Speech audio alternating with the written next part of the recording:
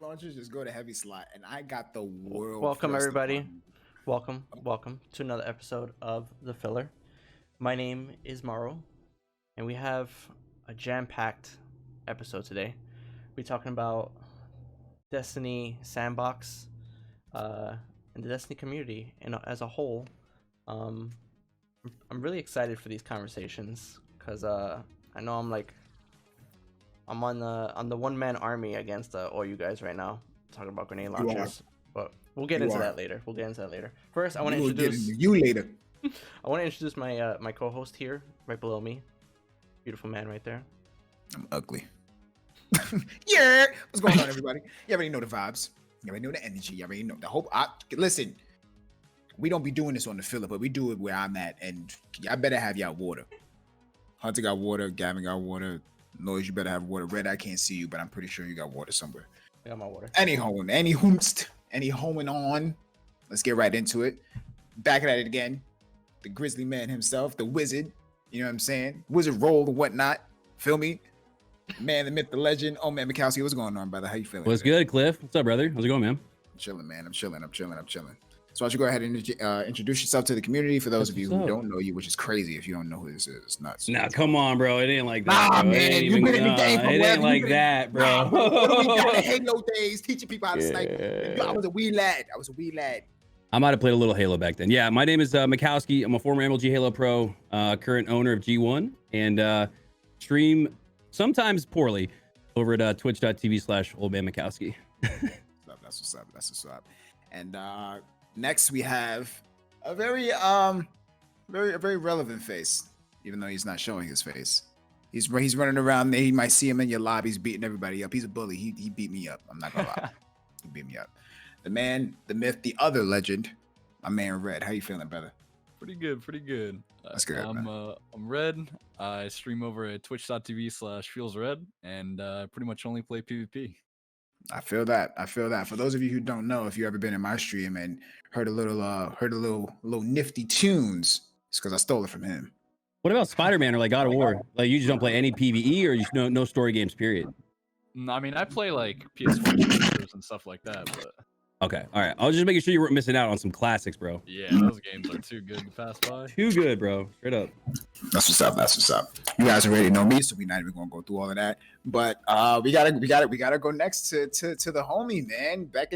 I mean, Hunter Makowski has definitely been there, but back into the IG days. The only reason why I have a hand cannon shot now, my man Luna, he got a better mustache than me. I hate you. Hey man, come on, you got a nice mustache. What you mean? Oh, don't shut up. Go ahead, brother. How you feeling? Yeah, I'm doing good. I'm good. If you guys don't know who I am Lunarology. I stream at twitch.tv/Lunarology. The second L is an I because we're on the internet. I play a lot of Destiny PvP. I do PvE. It's just off stream. That's what's up. And last but not least, I recently had the pleasure of interacting with him over Twitter. Words. I recently had the pleasure of interacting with this gentleman over Twitter. He is a fantastic human being, super interactive. I really appreciate his company and his conversation. My man Noise, what's going on, brother? How you feeling today? I'm feeling great, man. I'm feeling good to be here. What's up? Go ahead and introduce yourself to the community, man. Let them know what you're about. So, I'm NOISETANK. I also play lots and lots of PvP. You can find me at twitch.tv/NOISETANK. Mostly PvP, do a lot of pickups, a lot of scrims, and we do some PvE too. But yeah. Cool. All right. Well, for those of you who are in chat who are witnessing this for the first time, these are all of the fellow gentlemen that we have here. Please be sure to follow them on all social medias. You can absolutely find that within the chat directly where you are engaging. And Maru, you take it away, you gorgeous son of a bitch. I'm only gorgeous because I had to bring it out for this episode. I had to bring out the Makowski shirt, man. I don't have mine. That's at +10 Amos's, bro. A little game sense added as well, too. It's the only way I can go flawless, man. I got to put the shirt on. Hell yeah, I appreciate it, man. Of course. I saw that first thing when I walked in, and I did appreciate it, man. Yo, and I say this almost every time somebody talks about this shirt. This is the most comfortable shirt I've ever worn in my entire life. No. The I material. went way too nuts on my first ever merch, man. I went way too ham. Like a couple people wanted t-shirts that didn't even end up probably buying them. And but yeah, they produced some really good shirts that ultimately are mostly in my closet and up in Seattle at Bungie. But and then a few others got them at GuardianCon and TwitchCon. But yeah, they're they're super comfortable. Very nice. Super comfortable. I still got my Twitch Kid stuff. Twitch Crazy, bro. That's It's the OG days. OG, It's bro. wild how everything. If you think about like the old IG days, just like 2-3 years ago, how it's all changed. I came full circle. Yeah. All of it came full circle, bro. I told you about that. Yeah. It's nice. It is crazy, bro. Yeah, because Cliff was like one of the first people I think I ever became friends with, and then even met in real life, right? At, like stuff like GuardianCon, and man, to be like 5 years later and be on the same team together, and we just had the success of Gummy and the montage, and to be experiencing that together as homies and family first. It's nuts. It's one thing to do, and it's one thing to achieve success, but to do it with people that you really love and care about means, I mean, I take that over even failure, right? Because even if you fail with people that are family, at least you're learning, right? So yeah, that's for sure. It's been a real pleasure to have Cliff on the team and just to have been working with so many people I consider to be family for the past couple of months and years in the Destiny community.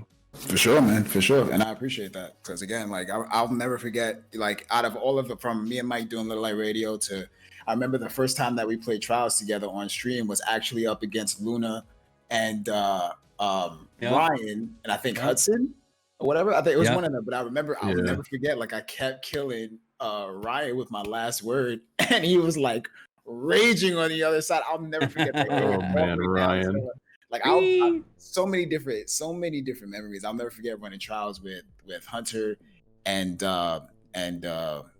Blackbeard. I'll never forget those. Those John, for sure, man. That whole that was like the really first friend group, and that's always been the best part about Destiny is the community and the friends you make. And IG of all places, which is really weird because it's it's especially 3 years ago, it was like a photo app. Nobody was really putting clips on, especially video game clips on Instagram 3 years ago. So the fact that we all kind of shared that common passion and bond, and to still be here all these years later, it's been a really fun ride. Absolutely. Couldn't be happier, man. Couldn't be happier. I appreciate you all coming back for this episode. You guys are, in my opinion, some of the greatest PvP players I've ever seen and that I watch on Twitch. But let's talk about the sandbox, because there's a lot of issues, obviously. What's everybody's thoughts on the current meta and the current sandbox right now? Pain. One at a time. One at a time, boys. We might not have enough time for that one. First question. We're gonna be here a while. But yeah, what's your guys' thoughts? What's the meta, gameplay, how it feels, trials? What's everybody thinking right now? How's everybody feeling? Like if you jump into a game on a daily basis, besides pain, what else are you going through? What's your thought process? Damn, anybody can answer this. I guess I'll open up the conversation, kind of get the ball rolling, because I mean we all play a tremendous amount of PvP. Like we play, I don't know how many hours we play at PvP on a regular scale, either on or off stream. I know a lot of us have to kind of learn how to adapt consistently. I'll never forget, like every single time, and I'm going to use Hunter as a reference. Every single time like a new meta pops up, like he has his go-to, like his regular hand cannon sniper loadout. He always has a sniper, we all know that. But like his weapon loadout will always adapt to what is the necessary. Like right now he's running Suros and Beloved. And even it doesn't even have to be Beloved. It could be like Omniscient Eye or whatever it is he decides to use at that time. But the fact that we have to, adapt with these loadouts that we like are annoyed with. Like I hate using the Gnawing Hunger, bro. Like it makes me sick. It's not a satisfying gun to ever take one out with. Take anybody down with. It's just not. You know what I mean? So I think when it comes down to my personal opinion about the sandbox, I mean I've said this already before in numerous conversations. I don't like being like, I understand meta, but I don't like being forced to use a specific type of archetype or weapon in order to be efficient when I know that I can be efficient with what I like to use. You know what I mean? It's crazy because throughout throughout time, I feel like Destiny has had wildly different successful primary weapons. If you look even as far back to Destiny 1, where it's something maybe even like scout rifles and pulse rifles were very optimal, and even hand cannons, right? To today, where something like auto rifles and even sometimes like something like a Bastion or a fusion rifle is finding its way into the top 10 meta. So it's crazy because throughout its history, they've had all these different, you know, metas and primaries and options to use in the sandbox, but at any given moment or in any given season, it's dwindled down to one or two. And I think if the developers at Bungie could find a way to bring back the magic that we remembered from all of the glory days of each primary, right, or even special, and bring it to a current existing sandbox, that's my vision for, like, man, optimal, right? I'd be a pretty sweet sandbox to play him. Yeah, definitely. I feel like the problem that I don't know if they're doing this, like, you know, I mean, we can all sit there and be asshats, right? And say that they're doing this on purpose, but I don't know, right? But it feels like they're kind of going like, this weapon needs to be on top. Like they're doing seasonal metas instead of just like, well, and that's like the thing that's so frustrating, because you go from one season and it's like, I don't know, the say like when the hand cannons were good, right? And then they nerf the range on them, and then they're basically all like, you just made only 150s viable, but then you go and then you only make 600 RPM ARs viable. All the other ARs are decent, right? But you put on a Gnawing Hunger, you put on a Summoner, they're all the same type of AR, right? Like they just I feel like they're either whatever numbers or whatever they're doing is just buffing one thing and going like, all right, auto rifle sidearm meta, then fusion rifle hand cannon. You know, they got to stop picking one or two weapons and start going like, all right, let's make them balance. You know? The reason that feels so forced is because Bungie aligns a lot of their sandbox around quests and milestones, right? Especially and that's one of the reasons I'm so happy Pinnacle weapons are gone, because Pinnacles are what really forced this like sniper meta upon us that was never even, if you guys remember year 1, D2, holy, like, 1 in 12 people in the lobby had a sniper on, right? And that might have been too low, right? They might have had too high of zoom or too slow of zoom in, right? But the problem is that you have like this forced meta where everyone's using Mountaintop because the with a horde has a catalyst, or Iron Banner's got a new weapon, and like now you got to get shotgun kills, so everyone's a shotgun ape.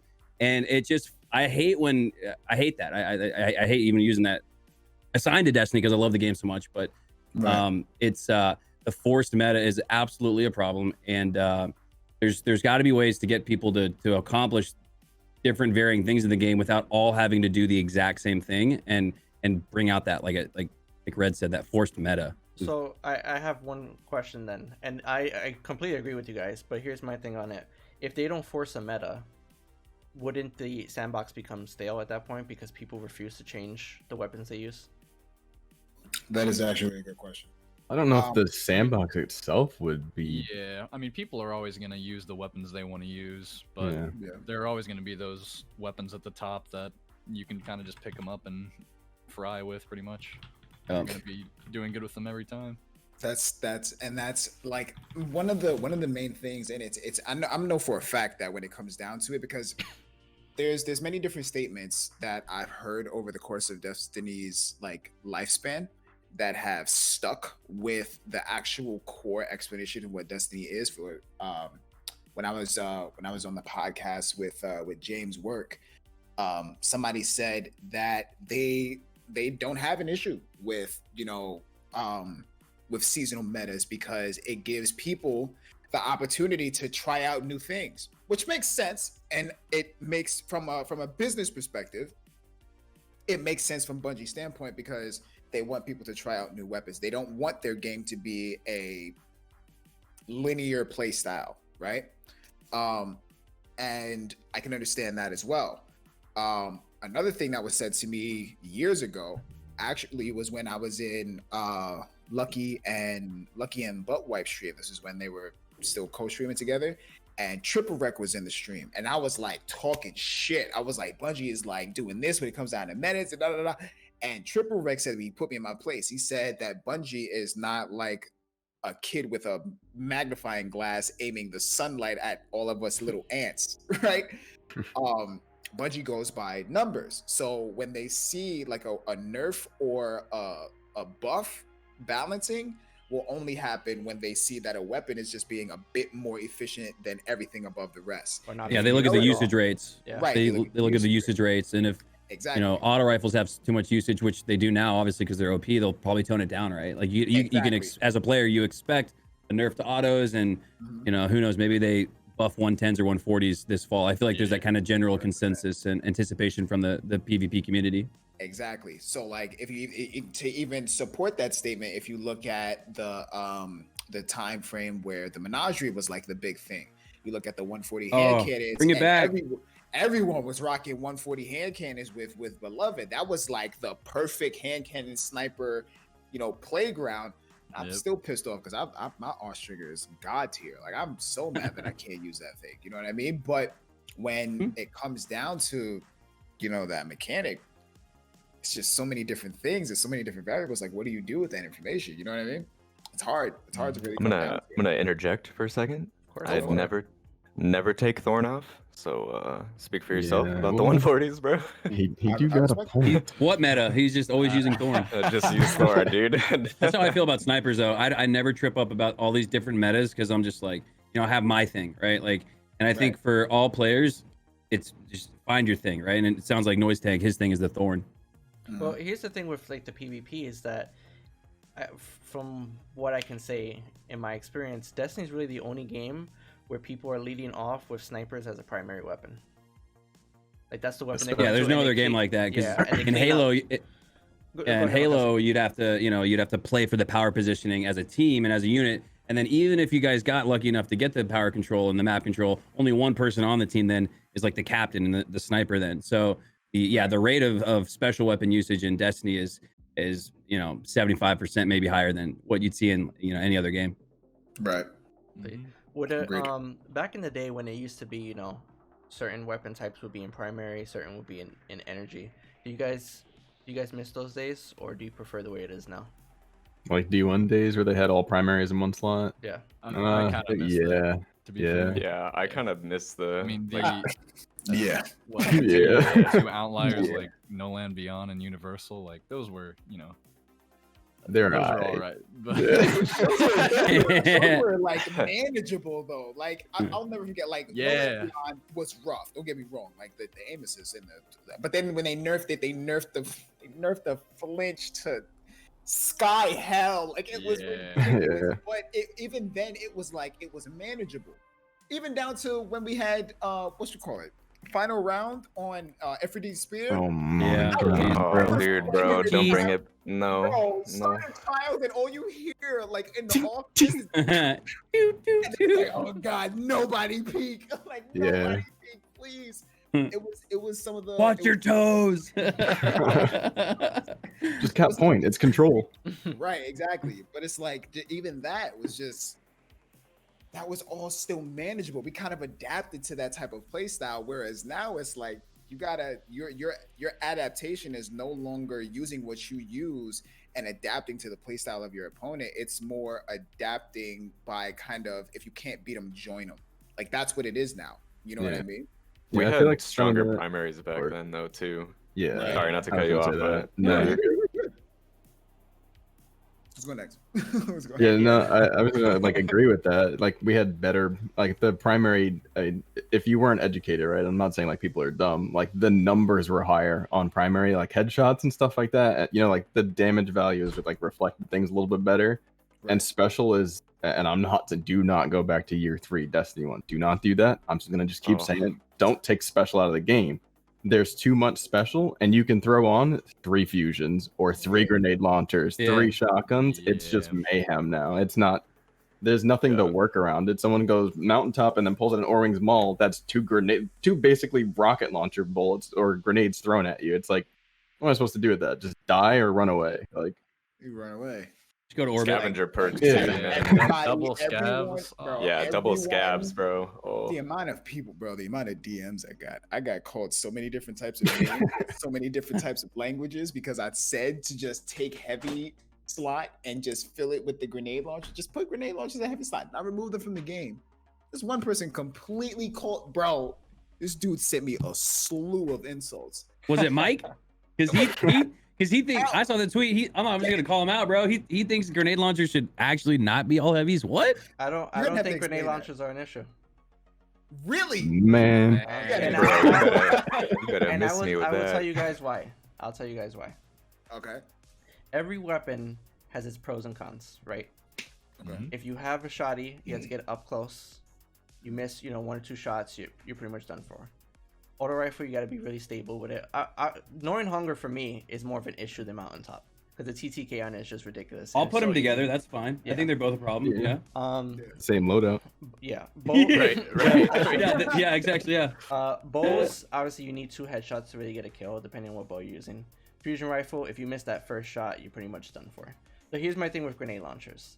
In my experience, and this is not speaking for the general whole of it, in my experience, when I fight people who are using mountaintop, when they miss, I clean them and wash them up so quick because at that point they had to either reload or they're not even, well, by the time they're switching, I'm still already ending their life. So in my experience, I haven't had an issue with mountaintop as much as everybody else is complaining about it. And I 100% agree that mountaintop is an easy weapon to use, but again, it just has its cons where if you miss that shot, I'm gonna wipe you down.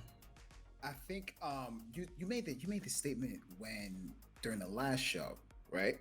And I think everyone was like baffled by your statement. Like everybody wants to run on my IP address apparently because I don't find nobody with mountaintop. your lobbies because I'm like, bro, what lobbies are you in where they miss mountaintop? Like that's crazy. But well, and then if you miss too, it's so easy to just switch and clean up, especially on PC. Exactly. It's built-in quick draw on PC with the switch to gnawing hunger. Right, and that was the counter argument to it because even if you miss your precision that ultimately kills, you immediately switch to a high RPM weapon that will ultimately clean them up. You know what I'm saying? Like it's the splash damage for mountaintop is significantly high, so the TTK upon the weapon switch is like a fraction in comparison to an actual full-on gunfight between 2 first engagers. So it's, I don't know, man. Like I think though that mountaintop should be one ammo, so 1 grenade in it, and that's it. It shouldn't spawn with 2. I do agree with that, but I don't think it should be put in the heavy slot. Nah, bro, heavy slot. I mean, yeah, they're definitely not gonna do that. But the problem with most of those grenade launchers, and I'm gonna say mountaintop specifically, it's a rocket launcher. That's what mountaintop is. It's purple that you would normally have to grab off a wall that just now magically shows up in your back pocket, and that's every time you spawn. Yeah. It's like the weird thing is, fighting line is an exotic, and it's nowhere near as strong as mountaintop. And I just think that's kind of like that doesn't make sense to me. The shooting in a straight line plus the velocity, it flies faster than any it's an rocket area in the of game. Yeah, exactly. It's an area of effect or AOE sniper. It's literally an AOE sniper. It's crazy. Like one hit to the tummy. I don't know. I fight people more with gnawing hunger, and that weapon annoys me because, like I said, the TTK on it is just ridiculous. It's way too easy. I find it worse than when the hard light meta was going on a couple months ago. And that was his own thing with dance shows and discos or whatever. But the Gnawing Hunger right now, if you get the god roll for it, the TTK is just like anybody can just point and click and that's it. You're deleted. There's a god roll. I feel like everybody has the same roll. Yeah, because the Umbral, dude, it's so easy to farm. You just I see 10 Umbrals in my Postmaster I didn't even know about that have a Gnawing Hunger god roll on it, so everybody's got access to it. It's just hand them to you. Right. Yeah, the last slot too only has 5 perks, and 2 of them are damage deal, or 3 of them actually, kill clip, multi kill clip, and swash. So it's like, you're gonna get one. You're gonna get one. This is god. All right, so here's one of the questions from Twitter. What's everybody's favorite meta / sandbox? Oh, Forsaken. Easy. Yeah. With Ace. Yeah. And like when hand cannons felt good, like that. Yeah, I agree. That was perfect. And it was like the 0-day meta too. You remember that week before where they teased the changes, but they you remember that like that whole week and however many months it was. I'd agree, man. That was my favorite time. It was like a week or 2. I'll never forget that with the trailer. They were showing the trailer, and he had the Better Devils on, and he 3-tapped the Titan as a yeah, that's right. Bro, was that a 3-tap? Was that a 3-tap? It was like, bro, that's nuts. Oh, I'll never forget Hand cannons are good again. Yeah. I missed the good old D1 Thorn days. Oh, same, man. Wait, same. I mean, but, we could still do it, Thorn but when it was I 3 mean, tap and that's it. we could Wait, go back. Which We one? can go though? back. Talking about two tap walkaways? That's what you're talking hell That yeah. was, Hell Oh yeah. my God, That was a bro. good That old I mean, I'm days. still doing it now. What do you Bro, mean? I'm a 2-tap and I'm a dance around the corner just like D1. I'll still do it. Bro, Walk away like John Wick. the reason, Right. the reason why that was hard for me is because I didn't have a hand cannon shot at that time. So that was a real rough patch for me. I was just bad, bro. That was not good memories. I didn't have it. That wasn't me. Last word, though. Last You word. mean No, the see, I hated 111s? last word Oh, more. man. Yeah, I hated last word. Last in word for me, D1. baby. I hated Thorn. Well, last word now on if you play it with controller on PC, apparently like you'll just Apparently, you're a erase guy. people. That's the thing that's sad though. Like I wish Yeah. it was like both M and K Yeah. and controller. Yeah, I don't know like why. I miss it. It's Right. really annoying. I was really Yeah. surprised by that patch note. They've never ever coded or balanced anything based on, at least that I remember, on NMK and controller. So I was really surprised that they did that. Yeah. Speaking on controllers, Makowski, we have a question here. Obviously, because I know you play controller. They asked, why do you think... Well, I mean, that's kind of a misconception, actually. I play... It's actually 50-50. I don't know. I would say about 50-50. And even in Destiny, throughout the middle of the week, I will only play on mouse and keyboard. So I think, I don't know, maybe... Everybody kind of... Yeah, that is a misconception, because I feel like every time somebody talks about controller or PC... You're like the poster boy for it, apparently. Yeah, I mean, for me, I don't get caught up in input bias. If you killed me, I analyze the game sense of it, not the mechanics of like whether it lagged or whether the aim assist kicked in. Like I'm not worried about that. I'm not thinking about that as a player. I'm analyzing the situation, my positioning, the timing, what my shield percentage health was at. I'm thinking about all that stuff after I die. I'm not worried about whether he killed me on a controller, mouse, and keyboard. Well, yeah, that and sniper flinch is broken, so it doesn't matter what input you're on. And that, yeah, exactly. That doesn't matter. Yeah, you'll ping heads. Yeah, because I mean, you're getting shot, flinch, so it doesn't matter. Right. Yeah. The question you can just was... count the. Oh yeah, sorry. What was the question? Yeah. Because the question was, why is it that people on PC kind of give people who play controller so much crap? I mean, it's because it's not native to the platform, and I think people and PC's always kind of had that idea that it's like this it's the purest form of gaming and it's the optimal form of gaming. And when you bring something in that's not optimal, right? Because a controller's certainly not, right? I think it just disrupts it. It's like the rebel without a cause, and it's just like this rebel army that uses something completely different than what you're used to, and it like you wonder, you like get mad about it, I guess. Like, why are they using it? You know, like why? And that's why, like I said, for me, when I'm on MNK, like I'm not worried about like whether or not they have, because that shit would drive me nuts. I don't know how you guys do it. I don't know how you guys do only play on mouse and keyboard. Like I wouldn't want to play video games. Like if I swear to God, like if I was always like, I don't know how you guys play Destiny and go up against controller players with that mindset, because I wouldn't be able to play like past the day, because I've seen y'all getting sniped. Like it's not fun. Like. So it's just, it's crazy, the mindset. I wouldn't be able to play. I wouldn't be able to play Destiny if I thought like that. That's such a crazy like mentality though, because because I'm coming from someone who was playing controller on a regular basis when I first hopped on it, when Shadowkey first came out and they made, everything available. I was playing on controller, but I kept telling myself, like, I want to play mouse and keyboard. I want to get good with mouse and keyboard. I want to feel that to the point to where it's nuts now, because the moment I grab a controller, I feel like I'm holding a Minecraft baby. I'm like doing this the entire time. It feels so gross. It feels disgusting. It feels heavy. It feels wonky. My fingers my hands don't exist. That was me when I first started playing with an original Xbox controller. You guys remember how bulky that thing was? The Duke, the Duke. Yeah. Like holding a pumpkin. Oh my God, dude. I miss the Duke, but like now it's to the point to where I don't even touch my console, to be honest. Like the only time that you'll see me play console games is when I'm playing PlayStation 4 exclusives. Like other than that, I don't really touch my Xbox like that. I'm watching YouTube and Netflix on my Xbox, but when I'm gaming, I'm using mouse and keyboard. Like I don't even touch my controller anymore. You know what I mean? I mean, eventually, I know that I'm gonna want to use controller because I know. For some reason, like I'm just gonna want to get back into it, but it's crazy going from controller to mouse and keyboard to going back to controller and not knowing what you're doing. Like it feels like spaghetti. It's so weird. I think it's all just preference, man. Like if you hop on and you feel like fragging out on the sticks, grab the controller, bro. If you want to be absolutely cracked out of your mind and be able to 180 and slide around corners and back before you even see one frame, play on mouse and keyboard. It's how you want to express yourself. I feel like at the end of the day, because that's just what I feel like they both are, just different forms of expression in the game. So, absolutely.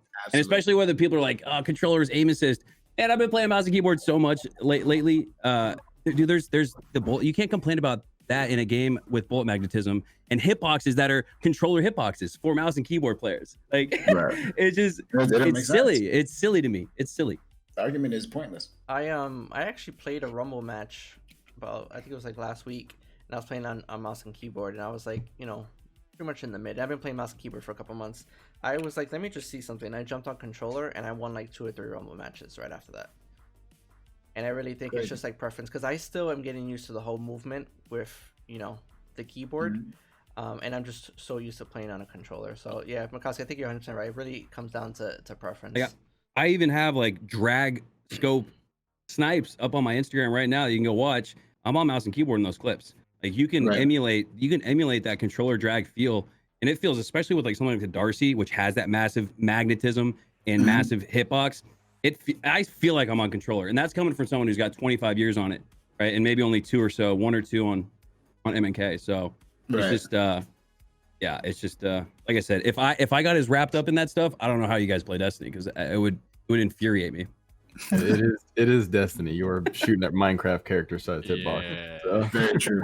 Very true. Like go complain about that in Valorant, right? Like that would make sense. Like in that, I would be like, okay, grab your pitchforks, go to the Valorant devs and be like, why are you doing this, right? But like in Destiny, it's a fucking PvE space magic game, bro. Like you're like, if you really want that emphasis on esports and balance, like go explore Halo, right? Go play CS:GO, or go play Rainbow Six Siege, another fantastic esports title, right? I think a lot of people are trying to make Destiny into something that it's not, and it's too bad, because like I said, I just imagine it would not be fun to play, because I love the game, right? I love Destiny. See, Makowski, I know you're a wizard because you just started talking about the next thing I was going to talk about, which was esports and Destiny.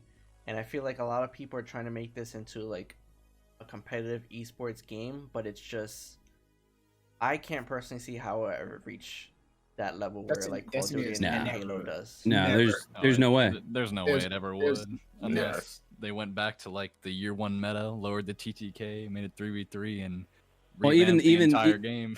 even then, Red. Let's say Destiny's the best game. It's like actually better than Valorant. I mean, Valorant isn't even that. Let's say actually better than Counter-Strike or Rainbow Six, right? Some like more respectable, right? It doesn't mean shit if the developers aren't willing to invest their time, energy, and resources and money more than anything into the PvP community as far as tournaments are concerned. That's why I'm saying to you guys, go play Halo. They have the HCS series. Go play games that have funding and support from the developers. Is that if you want to go to where the puck is going, right? Like go to the developers who like Riot, who outwardly speak towards trying to build an ecosystem around esports. Because without the support from developers, all you're gonna have is some grassroots shit. And I was involved in grassroots stuff 10 years ago with MLG, and even that grew into something where there's, you know, an organized funding and whole entire like company for it, right? So it's just it's not something a community can just like fuel by itself, unless it's something like Super Smash Brothers or even something like Rocket League. I was literally just gonna say I come from Super Smash Bros. Community, actually. Right, and that's a good example. That's a great example of entirely grassroots competitive scene, no support from Nintendo. So I'm not saying it's not possible. Not saying that it's not something the Destiny community couldn't, you know, strap up their boots and rally around and somehow turn this into an esport. But with, like I said, without the support and the money and the backing from Bungie, it'll never happen. I mean, we can't even get updates within every 6 months. They're not going to support us having. Right. Call of Duty on a weekly basis, because it has the CDL, is giving out weekly patch notes around PvP. Right. It's so it just goes back to like, I understand people want that from like the games they play, but then you have to go play, and it's okay to play other games besides Destiny. I think a lot of people think like, well, Destiny's like my main game and I can only play Destiny. Like, bro, Halo's great, Tarkov is great, Call of Duty's great, Counter-Strike, like all these other games are great to play. And I think like I said, so often we're just trying to push a circle's peg into a square, right? Or makes Destiny into something that it's just simply not. At least we have Gambit. That's a thing. Man, at least we had a pro Gambit tourney. We had a pro Gambit tourney. So I guess I'm said something. I don't understand why. Like Rise and Fall. I thought we were talking about PvP, bro. No, That, Gambit is PvP. What are you guys talking about? It's the best of both Ultimately, worlds. I mean, yeah, but Yeah, dude.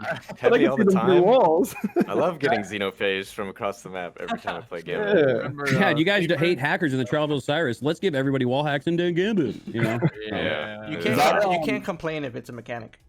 That question. I mean, is That's why I don't play it.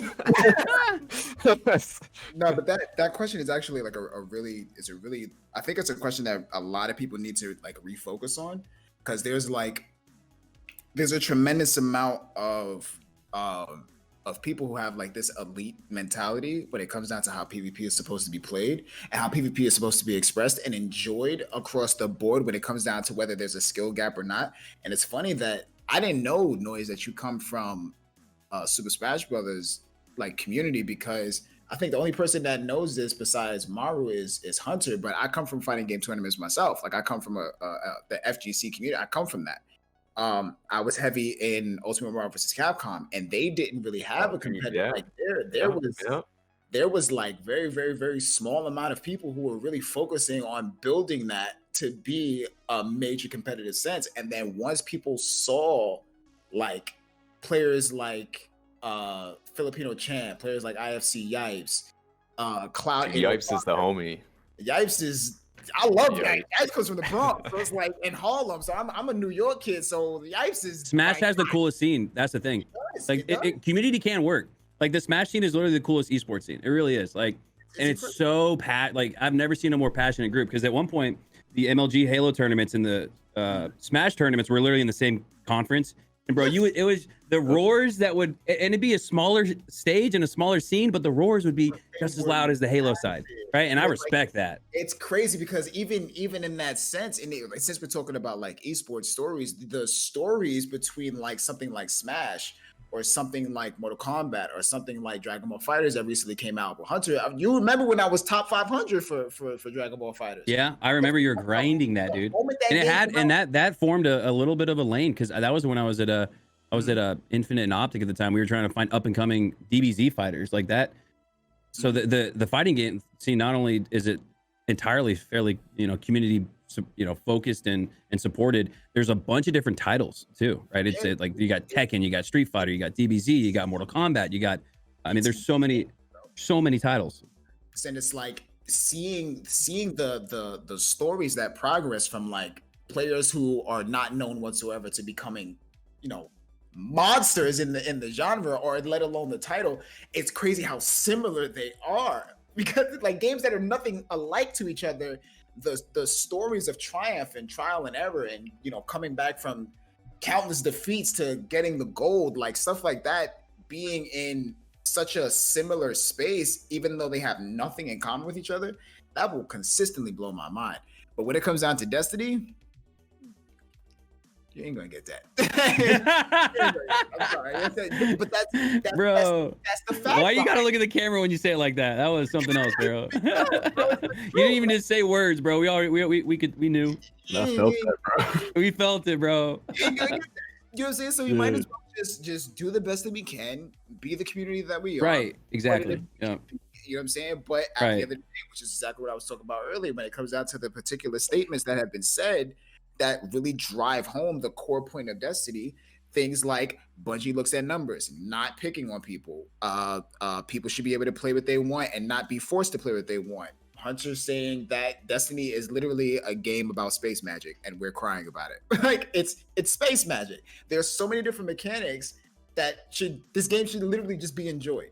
Like that's it. It should just be enjoyed. This game should not be in esports. There's too much to balance, too much to work through when it comes out to weapons, to abilities, to armor, to sandbox, how they work, what they work against. There's too much. There's too much. Yeah, and I think Bungie should get way more credit for the fact that they're somehow able. It's like walking a tightrope, like between two skyscrapers in Manhattan, and with PvE on one building and PvP on the other. And like, a bunch of wind. Don't forget and, the wind. yeah, more wind than you can imagine, bro. And then Telesto shots hitting the wire occasionally, right? Like it's just like right, exactly. And so I think, you know, as critical as we can be and should be of the PvP side of things, we also have to understand like that it is pretty incredible that the game even functions in a PvP sense, right? Without being absolutely like completely crazy. And imagine for Bungie, like their creative minds, they're probably like, damn, like PvP probably actually takes away from some of the cool shit that we think of and want to do in PvE. So like I respect the fact that they you know, as much as people only, you know, might think they only think about PvE, I do think they do a pretty good job, all things considered. Right. I wanted to hear from Red, because Red, I know you've been doing the Face It community PvP that's been going on for the past couple of days. Can you talk about that? How's that been going? It's been going pretty good. I think why it's so good is because right now, like, you know, Destiny in Trials at least has a cheater problem. So as of right now, I don't know. I haven't played Trials in a long time, but whereas Face It, it's a controlled environment that we can manage, and if there are any cheaters, it's easier to spot them. We can take a look at their PC, stuff like that, look at their files, and I don't know. I just think it's nice to play with new players and stuff like that. So, yeah. Has anybody else here done anything with Face It yet or no? I haven't given it a shot yet, but I definitely am, and I think that's kind of like what, and like we were talking about, what Hunter was talking about. That should just kind of be our like competitive grassroots thing, right? And just quick play.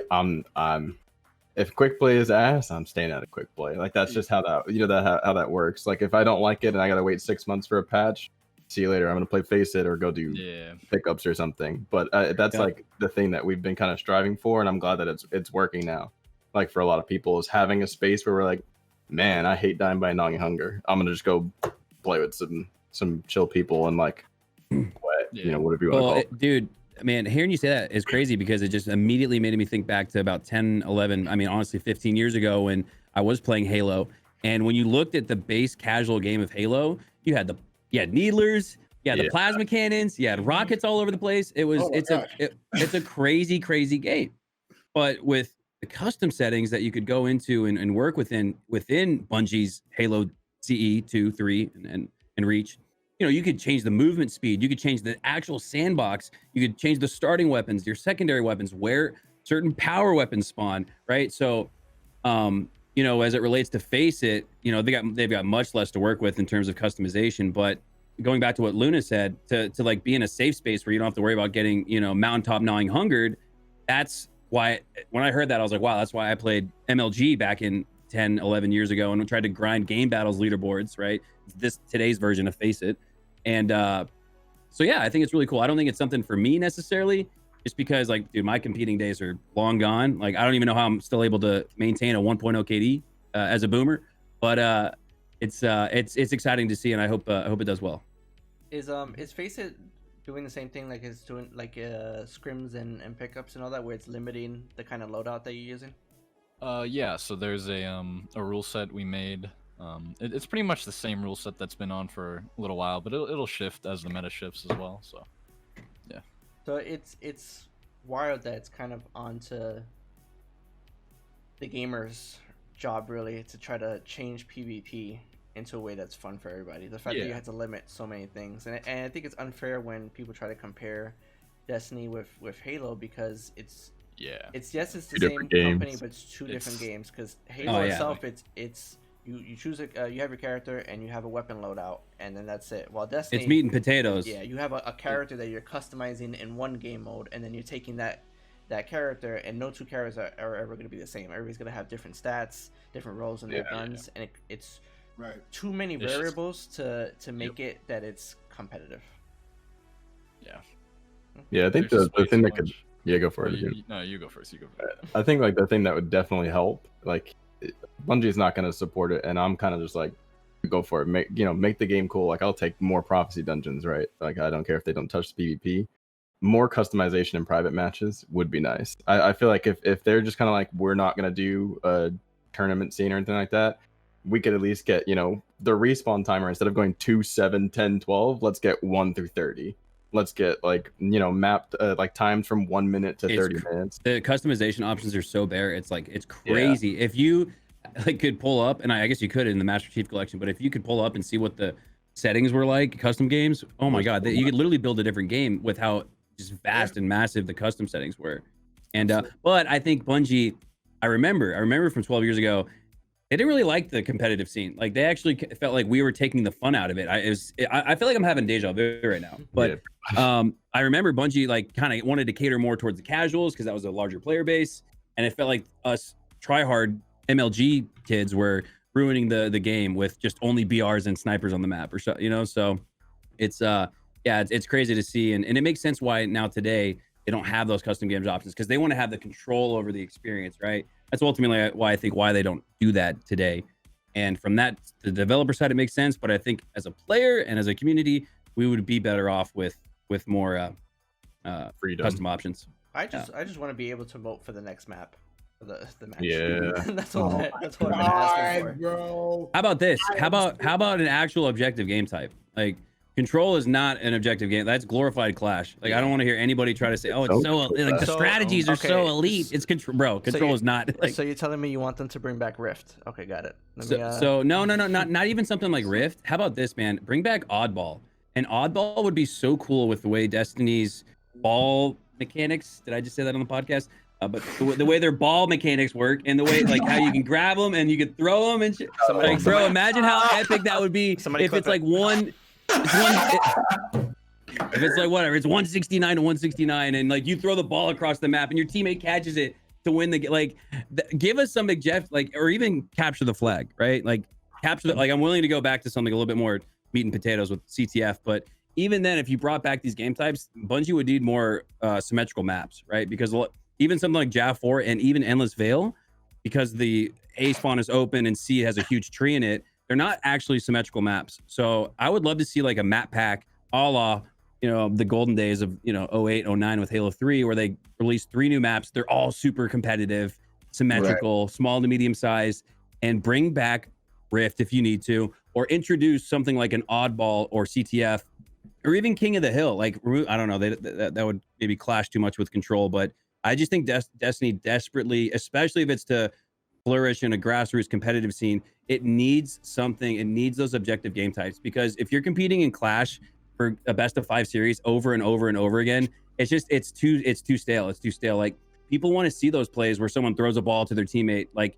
like what happened in Advanced Warfare, I think in Champs for Call of Duty, or they want to see somebody get that last second flag cap, right? Or something objectively being done, right? Because that's really what brings the whole team together and really shines on the strategy and their coordination and chemistry and all. Like, you just don't get that out of Clash. You don't get the best of Destiny, especially as it relates competitively, out of the Clash game mode. So I'd love to see a map pack with 3 maps and a more symmetrical focus and CTF, Oddball, or Rift. One of the I mean, this was something that I truly loved, and it comes from Battlefield. Battlefield doesn't necessarily have like a major, at least I don't think so, has like a major esports narrative surrounding it, at least not as much as COD. But there was a particular mode in Battlefield called it was an objective based mode called Rush, and you and the enemy team would either push for the objective or defend the objective. And it was basically just these 2 bombs that you had to set off. The enemy team could either disarm or arm the bomb, depending on whichever side you was on. And if you blew up that particular mode, that particular section, you would then move on to the next section. And the way that they did it was that each section was another form of the larger scale map. And the reason why I'm saying that is because while we're having a discussion about what would be beneficial, somebody in chat said that that there would not be a esports situation for Destiny. I think it was On the Job that said that. They said that there would not be an esports situation unless we had dedicated servers. I can agree to an extent, but I think that dedicated servers is like one of the even though it's one of the most important things, it's still one of the smaller issues that comes down to what would be necessary to create an esports experience. I think that there should be a mode, not only in combination of what he's saying, of what Hunter is saying in terms of objective, but I think that it would be a lot better if there were not like substantial abilities in this particular mode. I think abilities are, even though they are a major shift in tide, either a removal of the abilities or a severe decline in cooldown. So like one grenade and one melee per round, or like Valorant. Valorant, you have your ability. Right, like you would have to purchase the ability. Yeah. So you have your full arsenal, you just can only use it once, right? Yeah. Right. I don't know, that might work. And yeah, that's definitely one of the reasons why they probably don't have these objective game types, because there is so much difficulty in balancing this PvE game, right? Exactly. And so a pulse grenade by itself would be able to hold down that entire situation for at least 6 seconds, and you're just stuck there trying to figure out a way around it. Things like zone controls, like you can immediately dominate if you're running around with 2 or 3 titans and you all have pulse grenades. You can immediately seclude that situation. Right, with force, like the shields themselves, like all of that. There's so much implemented into the game's natural mechanics that really kind of pull it away from the safe haven of an esports opportunity. So it's really hard to kind of find that common ground. You know what I mean? Yeah, for me, it's like my issue with Destiny right now is, one, I don't like the maps. I don't think there's not one map that I actually enjoy, and 2 is that I don't like sixes. I'd rather 4v4 at this point. Are you telling me you don't like Javelin? No. I'd rather Bro. I'd rather play Javelin is the best map. That's the best map they've ever made. Retribution though makes me want to vomit. I don't play Retribution. I don't care how much fun we're having. I don't care how much we're fragging out. If we load into Retribution, I'm taking us out. We ended the win streak on that. I would probably enjoy the maps more if it was 4v4. I don't like sixes. I think it's just too much team shots. Why don't we just? I agree. The map before. Yeah, the Destiny as a base game, PvP was entirely built for 4v4, and at a time it actually looked like they were actually trying to create that meat and potatoes Halo-like experience with static rolls and a lot, slower pace of play. So, yeah, I don't know. Yeah, I don't know where.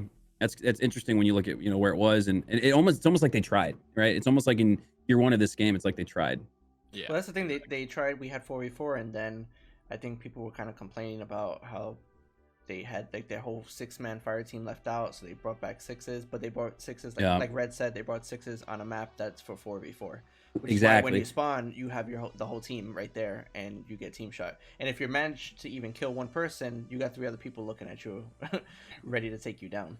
Sixes is like when you're wearing a pair of pants that are probably already too small for you, and then you have a big dinner afterwards, and that's how they feel.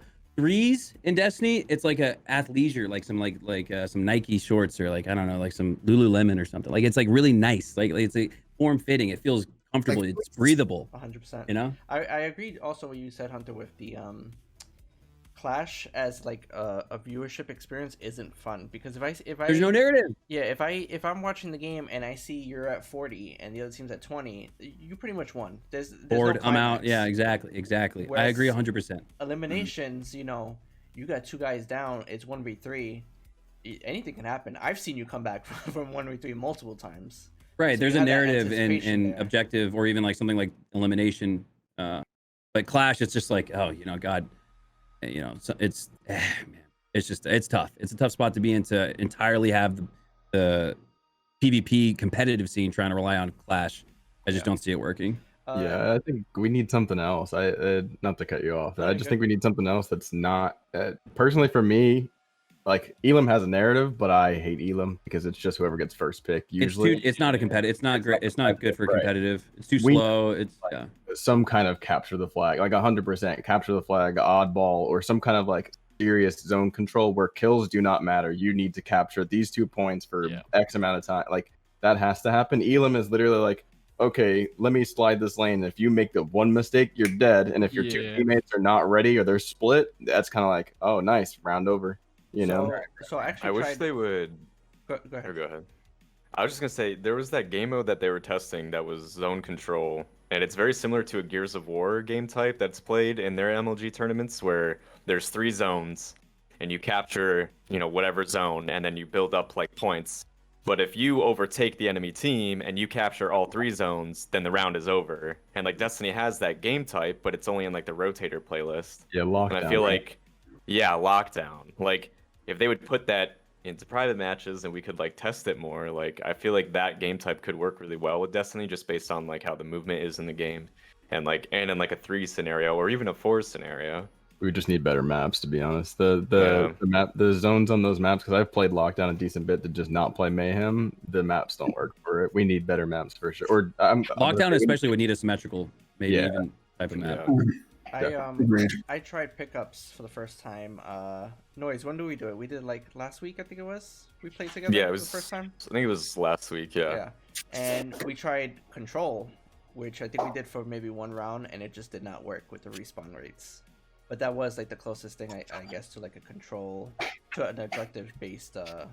Yeah, sweats, like we've tried control like many times, and then we end up just going back to Clash because there's just rotations and you're split spawning, and it's the way like Destiny like spawns work.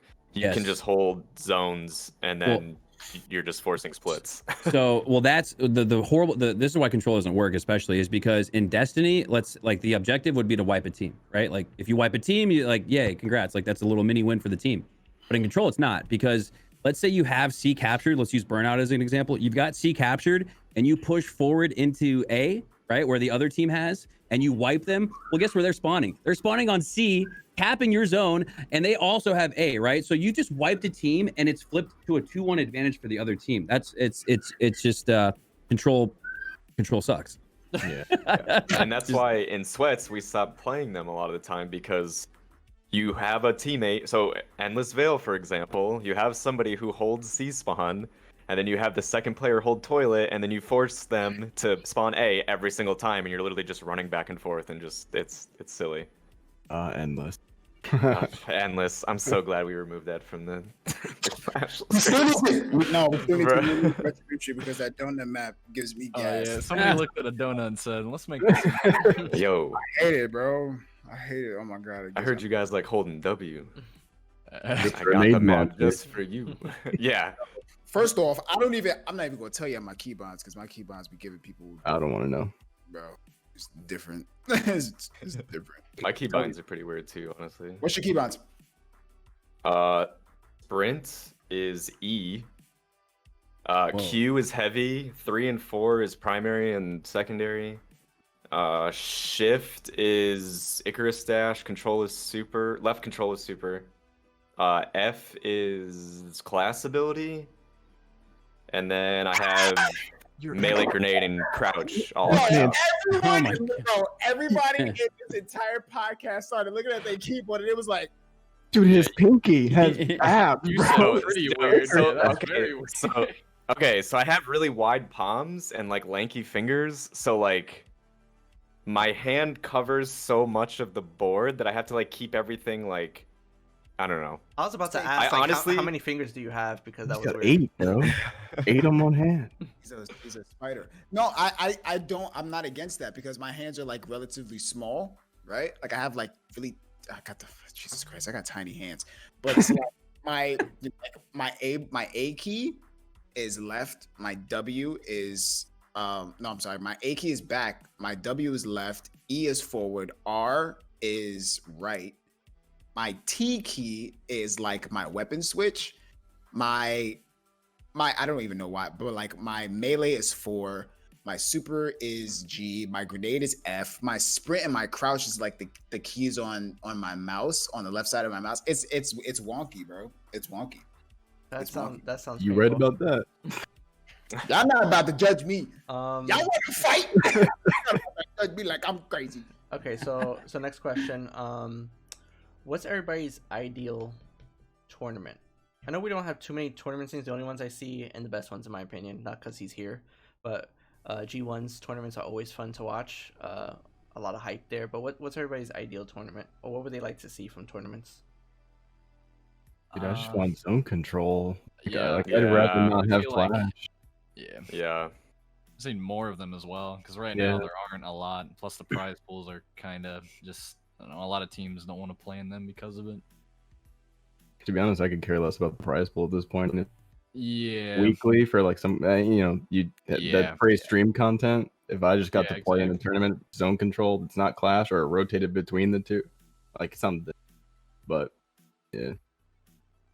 Like back in the day, well, this wasn't that long ago, but there used to be big-ish tourneys, which were weekly 1K tourneys, and there were about 10 or 11 of those. I'm pretty sure it was 10, but everybody enjoyed those. There were, I mean, that was just good content on the weekends. And everybody looked for something to do.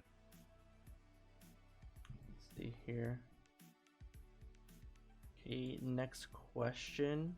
This is kind of like it's a big one, so bear with me. Because it kind of all goes together. But what's your opinion on the current approach to the sweat community? Do you think having separate rule sets for entry-level players is a good idea? What do you feel should be? What do you feel would be the best way to get more people involved in the competitive D2 scene?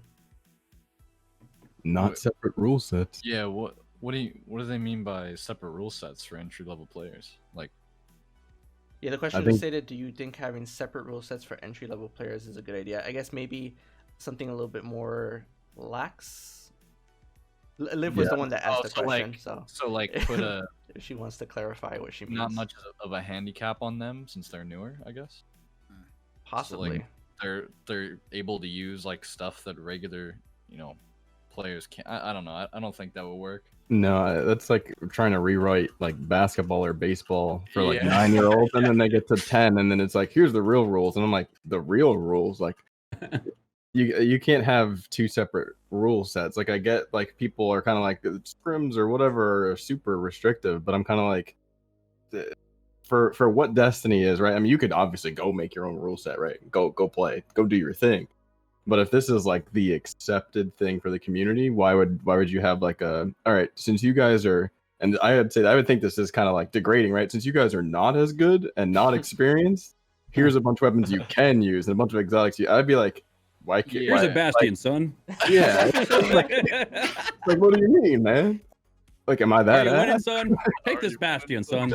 And then that's it. There's the competitive scene. There it is. Yeah. I mean, as for letting people in, like, I think we just kind of got to keep doing what we're doing and like moving forward, not like what we've done before, like actually be inviting and be like respectful to women and people and stuff like, like allow people to actually be like, all right, well, maybe I'll give it a shot, as opposed to being like, these are the rules. You know what I mean? And just like gatekeep. Like, I mean, that stuff happens in music and sports and everything. There's always a gatekeeper. Like, we got to try to remove the gatekeep and let as many people in and be like, these are the rules, but it's a welcoming environment. I don't care what your gender is, what you identify as. Like, if you want to play, let's play. I think that's the best thing, but no different rules. That just makes no sense. Yeah, I've been trying for years now, and we have been trying as a community with the Geek Tarnation tournaments, and then now we'll have the G1 tournament next Saturday. With an open and inclusive draft format. And I think that has really been like, especially for Destiny, because I'm not really like the sweat stuff. Like, I mean, I kind of see them as entirely separate as to what I'm kind of trying to accomplish, more community driven and based. But with these draft tournaments, sorry, my dog just knocked over my gummy. But with these draft tournaments, it's really cool, man, because you have captains, right? You have the pillars in the community, you have the biggest streamers and best players in the game, leading teams entirely built up of the community, right? And so first of all, if you're going to host a tournament, it needs to be interesting, right? Like, people have to want to watch it. So you accomplish that by having the best players involved. And then with the community pool format with the draft, anybody can play, right? And if the goal is to get more people to play and want to get involved, I know for a fact our tournaments have been one of the best at that, because you have all these people who come in and they always say, wow, that was my first time competing in anything ever, video game wise. Like, I never thought I'd get involved in this, something like this. Like, this was so much fun. Now I want to improve my game. I want to get better. Like, I want to play with a team. Like, it's so for us, we're really trying to focus on, anyone can play, right? And I don't even know, our rules haven't been identified yet, but we don't even want to restrict what people use. Like, we want to keep obviously the cheeses out. Like, we don't want like everyone using Yotun, but I think open, inclusive, less restrictive, and something like this draft tournament that G1 will be doing is going to be exciting, because anybody can play. Agreed. That's gonna be August 15th, right? It'll be August 15th. It'll be next Saturday, and then signups will be going out next week. So if you want to participate and you want to play with, I'm not going to leak a captain, but oh man, I almost did. You will be playing with the biggest and best players, content creators in the community, and I think for I know from my community, like they love that shit, and then they love like I'm always trying to create interactive experiences. I think that's most important, and that's why I think it's cool when you let anybody get involved. Agreed. Red, what do you think? Yeah, I mean, I think he's right. That needs to be there need to be definitely more of those for sure, because it's cool seeing a lot of new players go or compete in tourneys and stuff like that. So yeah, and we've had so many players come from these. I mean, Red, you're one of them. You know. Yeah, that was. I agree with that. Think about this. Before when this was years ago, the guys that were winning our tournaments, Onyx, Potato, Boy, Red, myself, and Ceridius, right? And then that was years ago. And then you look to today, like, you know, it's kind of crazy. Like, and these were such small tournaments then. Like, very few people, like, no one knew it. Like, no one even knew what we were doing. So if you look back at that, and it's like, well, this was a draft tournament with anyone can play rules, anyone can use whatever they want rules. And why are the best players still rising to the top in an environment that's, you know, inclusive, no less, right? So it's always been kind of interesting to me to see, you know, all the new faces and people that have come to compete and really show that, you know, what they got in these draft tournaments. So that's what I'm looking forward to next weekend. Saturday, who's going to be the next Boy, right? Who's going to be the next Red that no one's ever heard of, but he's fucking cracked, right? Like, it's going to happen on Saturday. And that's probably, I'm more excited about that than anything. So just for clarification, Hunter, so we're gonna have, how many teams is it? I think 10, 12? So you'll have 16 captains, 16 teams. Okay. Best of 3 winners, losers best of 1. We found that really pushes things along faster. If you have best of 3 losers, you can get really caught up on the losers bracket side of things, and it just creates a kind of a drag, right, when the tournament goes on for 8, 9, 10 hours. So that's the format we're looking at for now, and I can't wait to announce the captains when that comes around. So you guys have the captains set, and then people will be able to sign up and then hopefully get drafted by these captains. Right. You'll have the captains announced, and then before that even you can sign up to be in that draft pool of players that could potentially play with and alongside and against some of your favorite Destiny creators. Awesome. Noise, what do you think? Have you ever been in a Destiny tournament? Yep. A couple times, D1, D2. Have you done any recently? I know the only ones we've really had have been I know G1 and the guitar ones. Yeah, I haven't played in a tournament probably since like around the Forsaken time. Actually, like I think it was, oh god, I can't remember. But there was like what Red was talking about when there was like those like couple weeks like in a row of we just had like tournament after tournament after tournament. Like, yeah, that was like the last time that I played. I haven't played since then. Kim? Yeah. It was Kim.com, I think. Yeah. Okay. Because man, yeah, I mean, it goes back to like, you know, if Bungie's not going to put up the money, if someone can step up and, you know, and if anything, it probably shouldn't come from an individual. It needs to come from, you know, like a sponsor or a you know, like Old Spice or something. I don't know, something like that. But it's just unreliable when you do it through a dude, right? Like even like having like Kenny like put up 10 grand for these tournaments is incredible. But I think if we are to scale it, we want brands, we want Advanced on it, we want, you know, other sponsors that we're trying to work with to get involved and support it financially ultimately.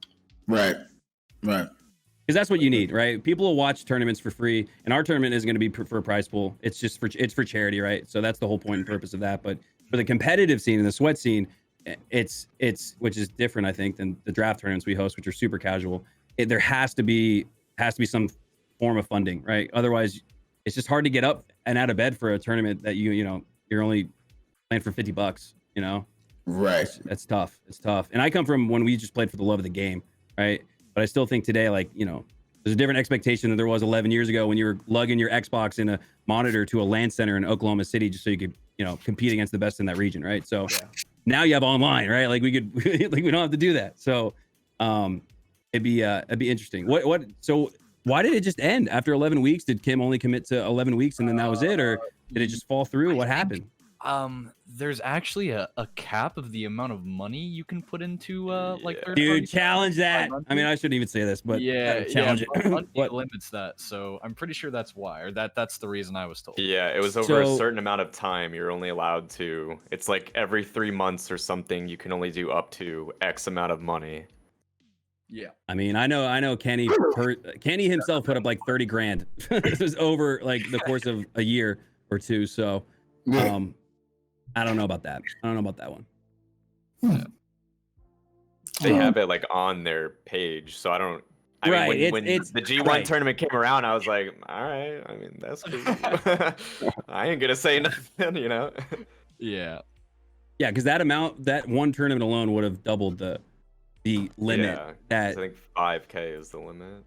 Right. Yeah, it was 5K. Yeah. But I don't know, man. I think, dudes, like, we're not in a situation where we need to be asking for permission for this stuff. Like, we need to go out, be proactive, and go get it fucking done, and try to pull ourselves up as a community and do this grassroots. Try to get some funding, because I know there's some really dope and amazing people in the community that probably could. But like I said, it's just, for now, it needs to be community focused, and then who knows, maybe in a couple of years, Bungie will get involved. But I don't think anybody should have that like as like their expectation, right? Like, we should just be doing it for, at that like kind of lowest level. But there's, at the same time, there still should be prize money for some of these top level tournaments for sure. Yeah, we need like that Apex type of tournament. Yes, exactly. I went to a couple Apex tournaments for when I played Smash, but I wasn't that good. But Killer Instinct was my game that I would go to Apex tournaments for, and it was very. I remember that. It was very grassroots, and you had a couple organizers who were kind of like the face of it, and they pretty much organized everything to a way that everybody enjoyed, and there was money on the line. And again, they had sponsors, but it wasn't like official companies. It was just like people. I'll never forget that. Dudes, man, just dudes, dudes and dudettes. I was watching. Who love the game, tournament. And I saw your pretty face in the back. And I was texting him. I'm like, bro, who are you going up against? He's like, bruh. Like, wait, what happened? I got up to round 4 and fought the previous year's champion. His name was Rico Suave. Rico Suave. Oh wow. Oh man. Oh my god, bro. Rico Suave is not only known in the Killer Instinct community, he's known in the MVC community. Like, that man, no, when he told me that, I'm like, wait. What he looked like? I was like, trying to make sure it wasn't him. I wasn't even mad. I wasn't even mad because you know what? I got up to round 4 and it took the champion to take me out. So I was like, you know what? It is what it is. I had a good time, dude. I mean, at the end of the day, bro, you're in the arena, and I think everybody should be commended and supported for putting themselves out there and competing, right? And that's one of the reasons I respect the people who compete in these draft tournaments against the best players, is because they're sometimes not the best players, but they want to be in the arena, they want to compete, they want to have a good time, and I have a lot of respect for the people who, especially may not even be like good enough to win, that still come back time after time to compete and see where they fall. Yeah, I mean, I'm not the greatest Destiny player, but NOISETANK over here, he picked me up with a couple guys, Lysis and everything. I felt bad for everybody who was on my team because we usually lost, but I had a good time, and they showed me the ropes with how scrims works and things that I can work on, and I think that's what we need in the community, is that welcome feeling that, hey, you might not be the best, but you know what, you can still hang with us and you can still play, because at the end of the day we're playing a fucking game. Like, we're not playing like for life and death here. Yeah. Even though I think when I see people with a full auto Whisper the Worm flying in the air, that's a thing. That's but the real Harry Potter's. Yeah, they must have like a gun to their head or something. They're win this trials match, I'm gonna kill your parents. Oh my god. I mean, I think if we have more people that are running like pickups or scrims with their viewers or their communities, for people who are like interested, they're interested in Face It, but they're like, oh, I don't know if I'm like good enough or whatever. Like, come into the scrim environment and try it out with people maybe you're comfortable with, or somebody that's not going to be like, what are you doing? Why are you, you know what I mean? And like, yelling at you the entire time.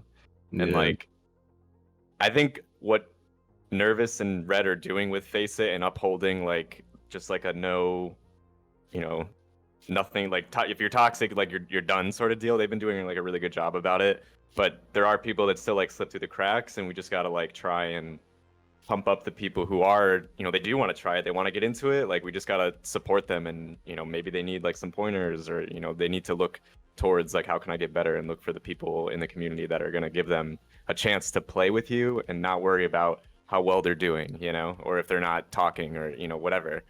So Yeah, you, Hey, you man. do that really well, Noise, and Makowski, you do also, because I see every time you're streaming and it's trials, you're picking up people, you know, just by a raffle. Just a raffle, and it's just like, hey, you know, this isn't a guaranteed flawless. This is just, hey, let's play some games and just see how it goes. And it's so cool, bro. Like, I know people are disappointed sometimes when we don't get flawless, but the amount of gratitude and appreciation that I truly feel from my community after we maybe fall short of the lighthouse or maybe don't even win 3 games, like, I have so many people who say, man, I just appreciate being in the lobby. I learned so much. Like, dude, that means the world to me, bro. I'm literally getting like choked up just thinking about it. Because not only that, like you're doing that, and then there'll be times, like, I don't know if you guys ever noticed, but like there'll be times where he'll be like picking people from his chat, and then the people that he pick up from his chat be making these like incredible plays, and we be watching it, and it's like that's actually one of the reasons why I've never used the term carry, and I never ever will. And I actually don't think there is a such thing as carries, because time after time after time you see the carry come in and get the final win or kill to maybe like secure a flawless, and even if it's only that one kill, I just think it's so disrespectful. And like, who wants to come into a stream and be called a carry? Like, I want to build, like, I want people to join my stream and my Discord, and like, I want to build them up into a champion, like a legend, like make them really feel like the legend that I know is within them, right? So I always try to pump up my teammates, keep it positive, and when you do that shit, man, you bring out abilities and talent and strength in people that they'd never even maybe have seen before themselves. And it's so special that it can be done through something like Destiny, because I know that if they can take that belief and the accomplishment of something like reaching the lighthouse, like if they can transfer that into their real life, man, they're like, I'm happy, because I feel like we're making a difference. Yeah, right. You had said it before on stream too, like you get even that one kill or that one revive, you made a difference. Even if it was that one for the whole card, you got that, we won. I had a run the other week with Simple, and the other guy that we had pulled hadn't been flawless either. So both had never been flawless. And this kid, his name is Song, he's sniping supers, he's kicking ass. So I'm just screaming and yelling this whole time. Like, I'm never even like, I don't even usually look to see if they haven't gone. Like, I didn't even know until we got to Lighthouse that they hadn't gone flawless. Cause like, I wanted my head to like, like these are 100 flawless players. Like, these guys have been there before. Like, I know they can do it, right? Like, you want to have that belief in people and your teammates. And when you do, like, it's crazy what happens, bro. Like, people really do step up and play even better than maybe they ever have before. When you do. When you show some love, you know, when you show them some love. So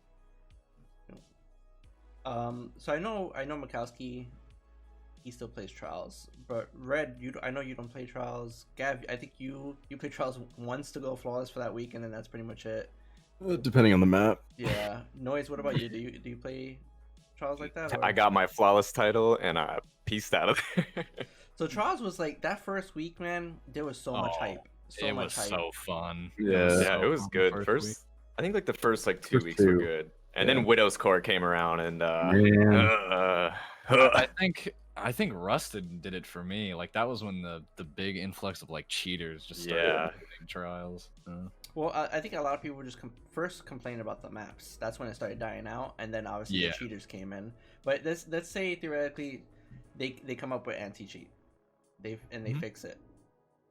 Are you guys gonna come back in and play, or is it still like not fun enough for you with the map rotation? There's new armor and new weapons and stuff like that. Yeah, but I'm not even talking about armor. We need upgrade materials, man. I hate running hard for an hour, an hour and 30 minutes if they're sword peeking me, and I get 1 golf ball. Like, I can go run Lake of Shadows right now in 15 minutes and get 2 in transversives. You know what I mean? Like, it doesn't feel worth it to me at all. Right, bro, why'd you have to bring up the transversives, man? I'm hurting too, man. Come on, bro. There's just not much of an incentive after the 5th week. Like, if you played every week until then, it's just, I don't know. They need to be adding more and more stuff to trials for it to stay relevant, in my opinion. Yeah, the time investment and the things that you get from it are just not worth it. I mean, like in Makowski's case, like he gets the satisfaction of carrying somebody and getting like, somebody who's never gone flawless, and like I'm sure that's like that must feel amazing. And I've done that before too, but like some of just having to, I don't know how you guys do it, just dealing with astronauts all the time. I can't, man. Like, yeah, I can't do it. Yeah. He's a wizard. No, I agree. And as someone who probably looks through the trials lens with some rose tinted glasses, because we do have so much fun with it each weekend with the stream, I agree. I think there needs to be more variety. Things like, and especially like, if you guys remember, for a little bit after, they like ties were messed up, and then they nerfed it, or they fixed it, excuse me. And then hardlight was an issue, and they nerfed it, right? So it was like kind of looking good for a sec, but more frequent updates need to happen. And then more than anything, man, if we're gonna get the player population back to where it was in D1, the loot and the rewards and the positive feedback loop structure has to be completely reworked, because it's just not there right now. And outside of the experience, which is something that is still there, I still do believe is there, like special experiences can still be had playing Trials. The loot, the armor, the feedback loop, and so many other, the sandbox, so many other things need to be changed for it to really have the success that I think we'd all love to have it see. Agreed. How many cheaters are you, if you go through a card in a day, how many cheaters are you facing? Too many. One a card, probably. One a card? Yeah, I would say like one a card. I mean, back when I was like running it last season, it was like near the end of the season, it was like one or sometimes two a card. Yeah. How's the errors, the error codes, and like somebody being that actually out? does seem to have subsided recently, which is actually why Ceridius started playing again. Because he plays Warzone, right? And Warzone has as bad a hacking problem, if not worse, than Destiny. So he's of the mindset that I'll play against cheaters. You can sometimes even beat cheaters, but the error codes, you can't beat that. That's just literally the game, eating you, right? So that's I think that's actually been fixed. Knock on wood. I'll probably get Beaver code my first card this Friday. You get Beaver coded here right now. Yeah, exactly. What's everybody's timeline for Bungie to put in anti-cheat? I'm hoping Beyond Light. Yeah. November. Yeah, I mean, at least that Rocky. I mean, how long? Cheaters have been a thing since the game went free. I'm not expecting nothing. Antius, yeah, Antius. How much longer can like PvP last if? Well, it's crazy. The numbers last week were the highest they've ever been since like the first like couple weeks. And part of that I saw was because of the summoner was one of the rewards this week, and that's a sought after auto rifle, right, in this meta. But yeah, surprisingly, Trials had a fairly healthy population last weekend. It was on Distant Shore, right? Which is the worst map ever. Yeah, it was the 3-win, right? Yeah, 3-win. It was a 3-win. Yeah, exactly. Yeah. So if Bungie's looking at that and they're like, oh, maybe we just need to make sure the summoner's in the pool, like. Oh no. Oh no. And you've got as many God Roll summoners as you do Gnawing Hungers, man. It's balance. So that's balance right there. Oh yeah, it's just variety. You have equal opportunity to use Gnawing Hunger or the summoner. What's wrong? Do you guys think if they made it that it doesn't have to be a pre-made fire team, that more people would play Trials if you could just load in solo? I think more people would play, but I think the experience itself would be worse off for it. 100%. Yeah, I agree. Because of zero communication. Yeah, you got no communication, and man, part of like you got to win 7 games. Like you got a ways to go. Like you want to like develop that rapport, and sometimes we do that on 7 different teams. Yeah, I don't know. it's just it's tough. Would you want to do a raid with just random queues? Exactly. Pinnacle PvP and PvE activity should be locked to just bringing in a team, and that sucks. I see that sucks because I didn't play Trials the first season, or even like the first like 6 months it was out in Destiny 1, because I didn't have friends that wanted to play it. So I went on LFG, and I was like the LFG guy trying to bump up my KD or my elo just so I get picked from by one group of 2. Right. And from what I see, a lot of that experience still exists to this day. And that's certainly a problem, especially when you have players that are pretty good and competent enough to go flawless that can't even play. So while I don't think opening up matchmaking to where a solo queuer could just go play Trials, and I don't think LFG is the answer as well as the app, right? To bring teams together, something should be done, right? There's got to be a better way to form a team and find 2 other people that want to play Trials that, or maybe in your same time zone or region or whatever it might be, right? So yeah, so there was a question chat saying, if there's no sandbox update until Beyond Light, do you think the PvP population is going to plummet? First of all, there's no way there's not a sandbox update. To the answer to the question, yes, but there's absolutely 0% chance. the sandbox update doesn't occur. They even delayed the launch of Beyond Light in part probably because of things like PvP balancing, which I know they hate because it's like, we're trying to get the new raid out, but no, there's no way they would go a season without patching. Like Bungie's notoriously slow, but you at least know like it's coming with the new season, you know. The moment I saw the ice walls, I was like, no, something has to change. Like there's no way. There's no you way saw the that they're gonna sandbox be okay. changing. Literally, it was coming up out of the ground. Like it's gonna it's coming. Like it's coming. All right, so here's a question for me, and we'll go in order. Choose only one thing. What's one thing that you want to see change in the sandbox? And we'll start with Makowski and go from there. So it goes back to what I said earlier, right? I don't have a problem with 600.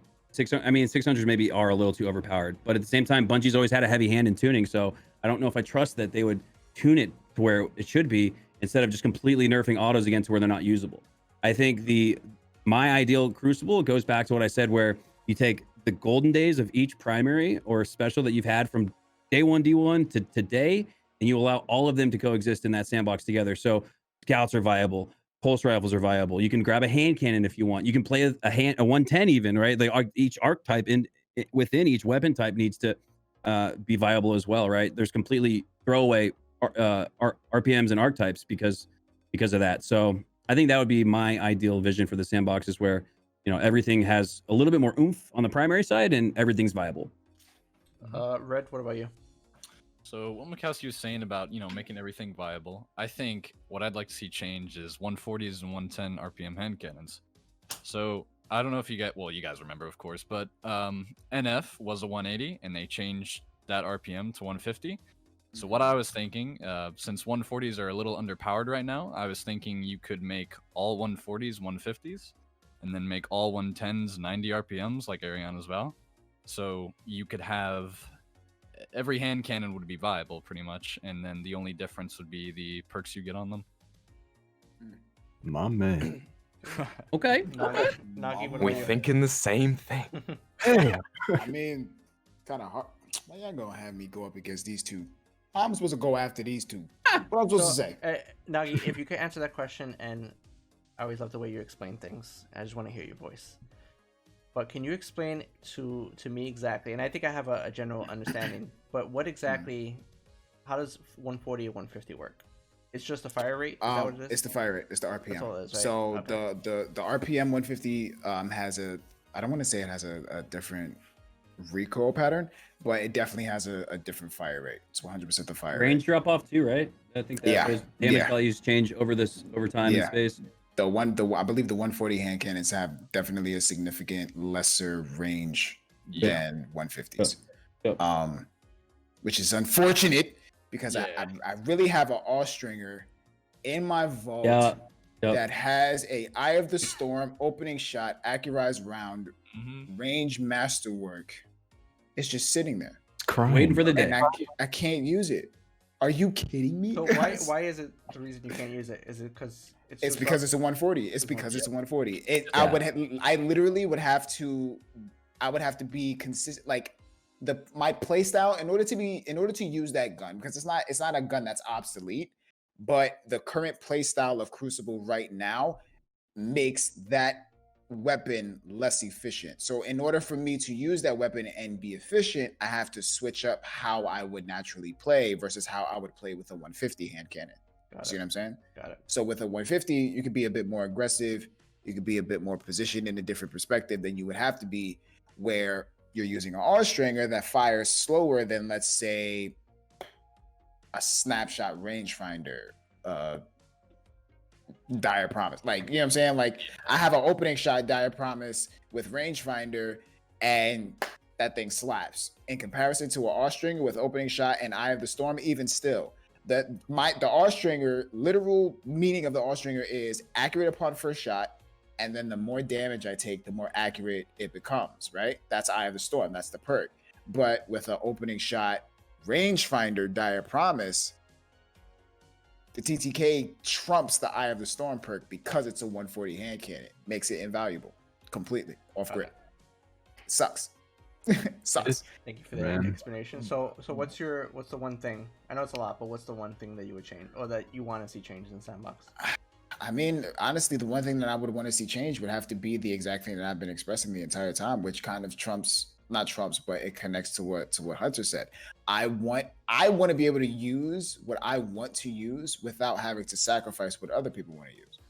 That's literally all that I would change when it comes down to the sandbox of PvP. I should be able to play how I want to play and still feel like I'm a decent match towards someone who's playing how they want to play without you know what I'm saying? Like, I shouldn't feel like I have to work harder. I should feel like, you know what I mean? Things should just be, I want to feel like I'm playing a fighting game. If I go into battle, I go into battle with a different perspective. I have a decent understanding of what's about to happen. And hopefully I come out on top. But it shouldn't be based off of the weapons. There should be a hell of a lot more balance when it comes down to that. Luna, and that's not even, I'm not even too. Titans don't need the punch no more. I was playing. Because I know a lot of y'all about to get real heated. I'm just playing. Don't go into my DMs, please. Luna, what about you? This shit. Let me turn this shit off. Hold on. Man, if I could take two things, I'm gonna go off what I think is more important. It's basically what everybody's talking about and making all weapons viable. And obviously, we all want, and we are just expecting gnawing hunger and 600 RPMs to be fixed in some way, right? But for me, is making hand cannons more viable again. Like he's talking about 140s and 150s.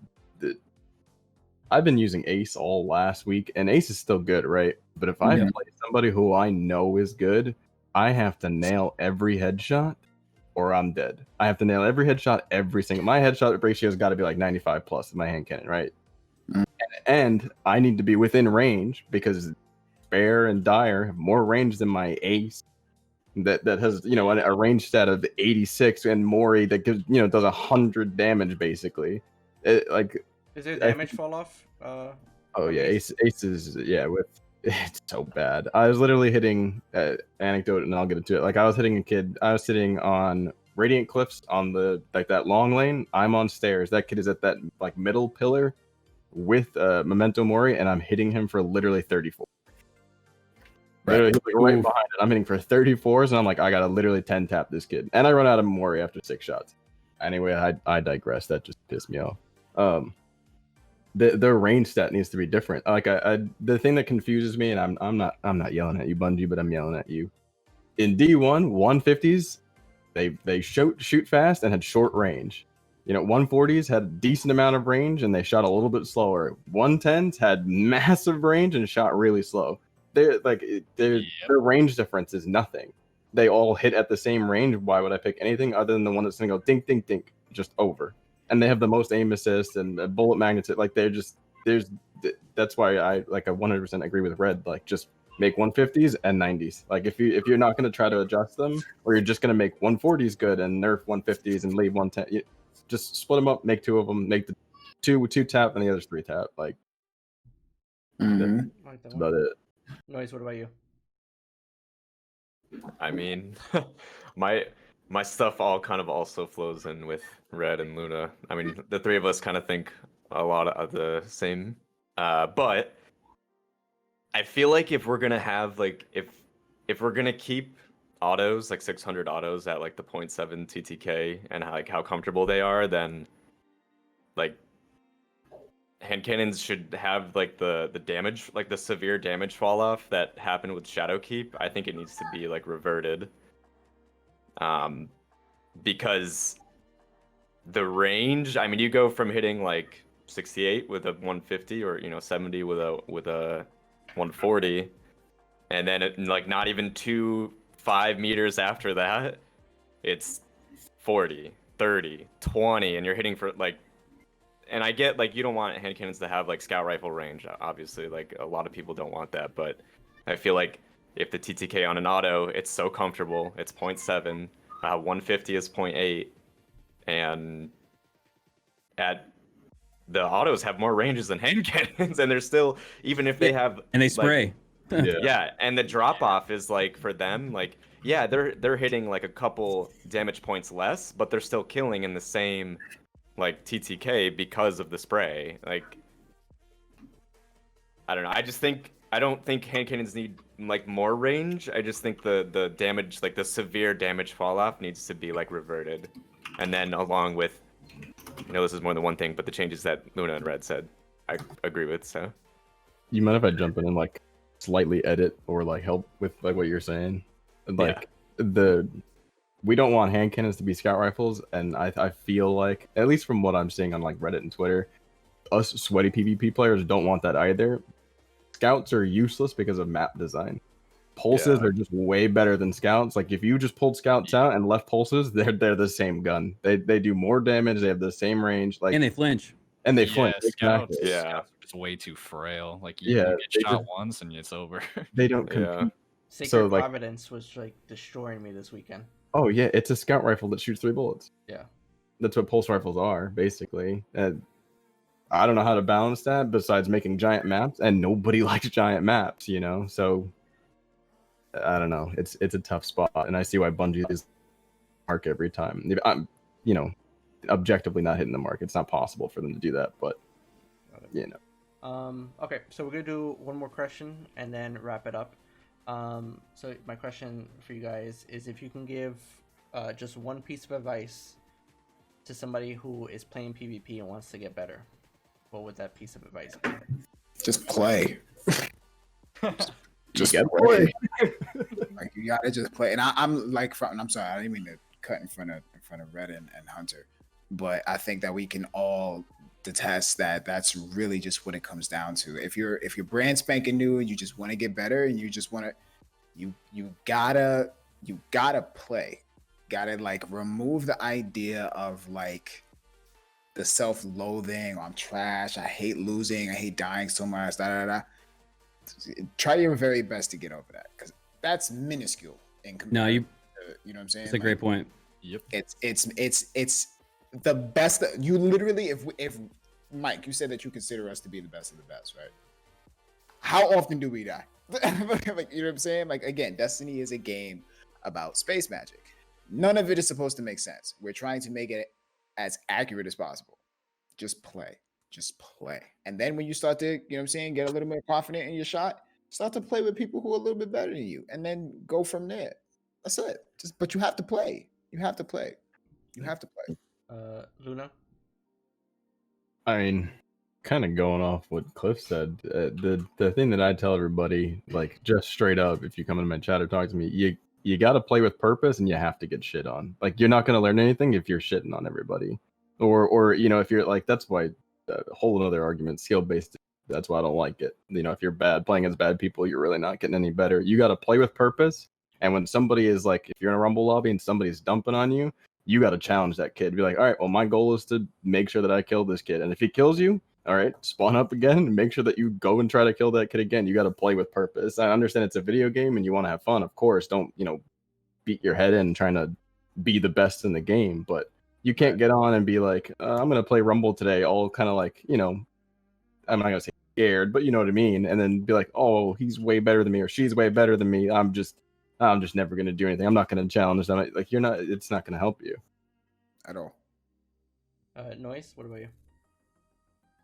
I think a lot of players go into PvP and they just play PvP.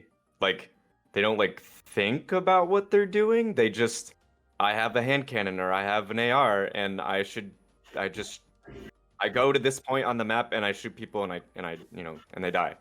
They don't like think about their gameplay, and I think that's where like a lot of like even like average to above average players like miss the mark too, is that they don't think about what they're doing or like their decision making, and like recording your matches and being like, why did I get dumpstered on this entire match?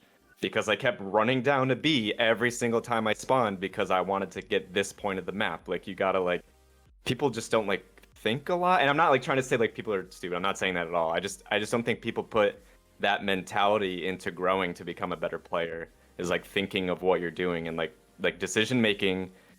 Aim is gonna come with playing, like Cliff and Gav said. Like, the more you play, your aim is gonna get better.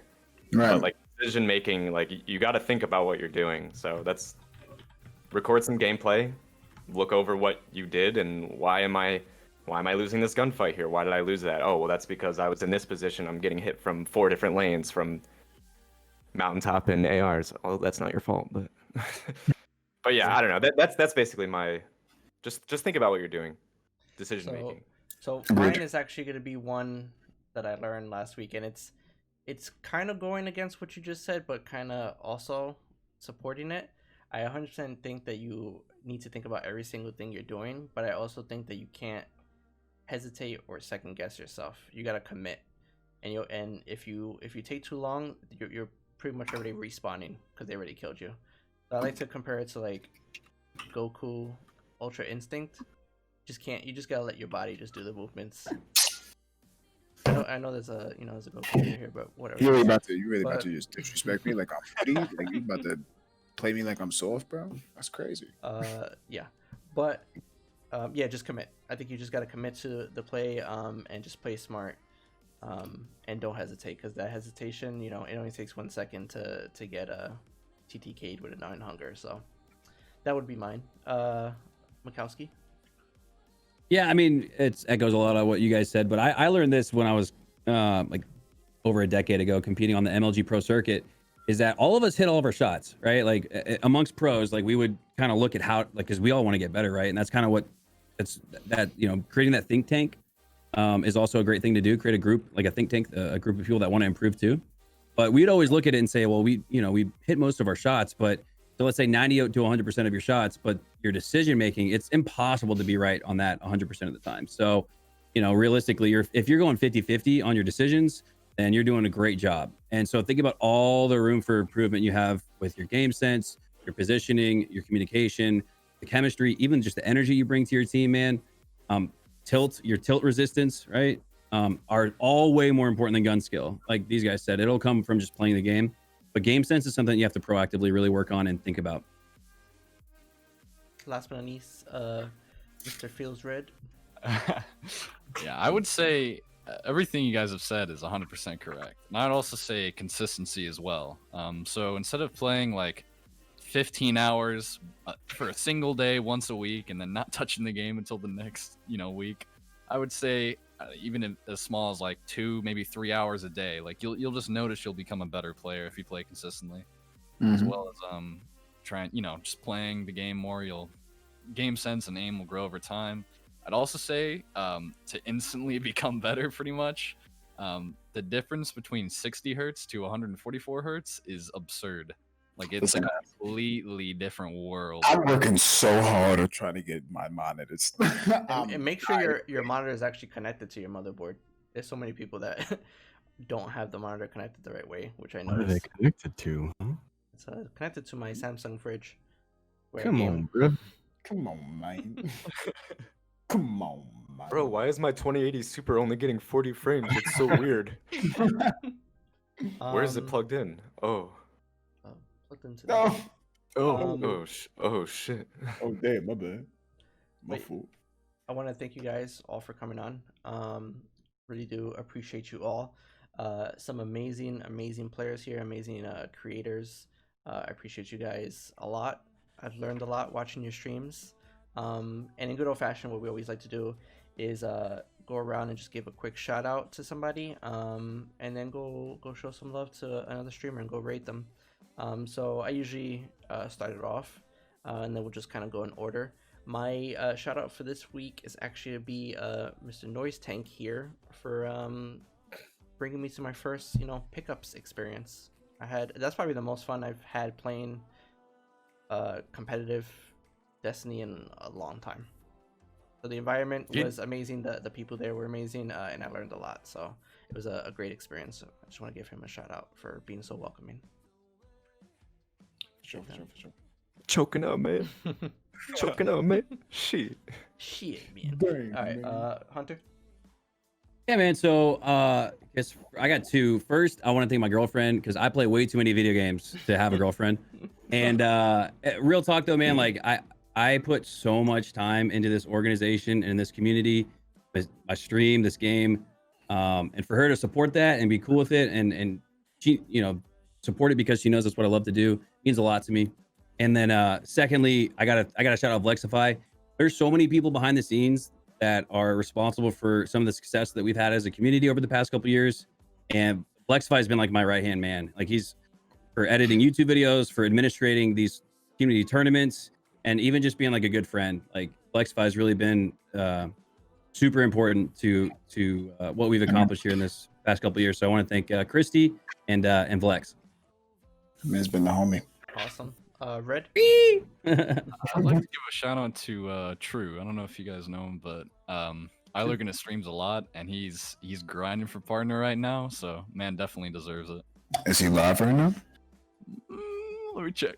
Go check that out. Go check that out. No, he is not. He is not. He's not. Okay. Damn.